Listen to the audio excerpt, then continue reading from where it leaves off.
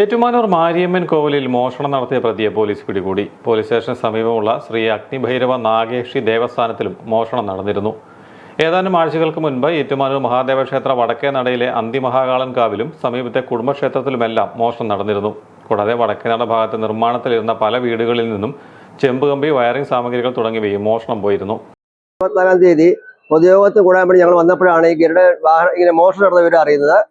ആദ്യം ഞങ്ങൾ അമ്പലത്തിൽ ചുറ്റിക്കുന്ന ആലിന്റെ ഇല പോയെന്ന് വിചാരിച്ചത്, പിന്നീടാണ് മനസ്സിലാക്കിയത് ഗരുഡന്റെ വളരെ വില കൂടിയ സംഗതിയായത്. അപ്പൊ അത് പോയി നഷ്ടപ്പെട്ട് മനസ്സിലാക്കി.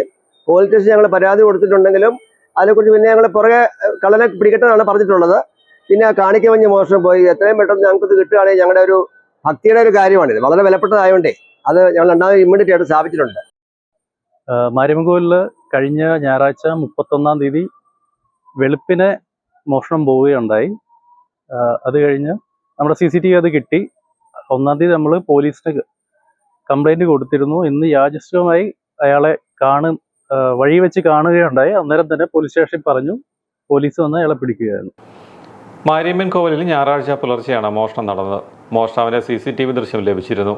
തിങ്കളാഴ്ച മോഷ്ടാവ് ഏറ്റുമാനൂരിലേക്ക് നടന്നു പോകുന്നത് ശ്രദ്ധയിൽപ്പെട്ട ക്ഷേത്രം ഭാരവാഹികൾ വിവരം പോലീസിൽ അറിയിക്കുകയായിരുന്നു. തുടർന്ന് പോലീസ് എത്തി മോഷ്ടാവെന്ന് കരുതുന്ന സംക്രാന്തി സ്വദേശിയെ കസ്റ്റഡിയിലെടുത്തു.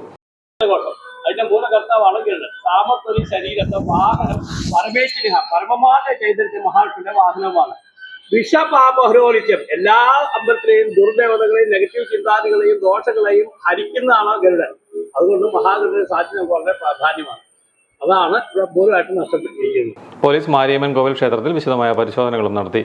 ശ്രീ അഗ്നിഭൈരവ നാഗേക്ഷി ദേവസ്ഥാനത്തിന് മുന്നിലെ വിളക്കിന് മുകളിൽ സ്ഥാപിച്ചിരുന്ന വിലപിടിപ്പുള്ള ഗരുഡനും ശ്രീകോവിലിന് ചുറ്റും 8 ദിക്കുകളിലായി സ്ഥാപിച്ചിരുന്ന ആലിലയും മോഷണം പോയിരുന്നു.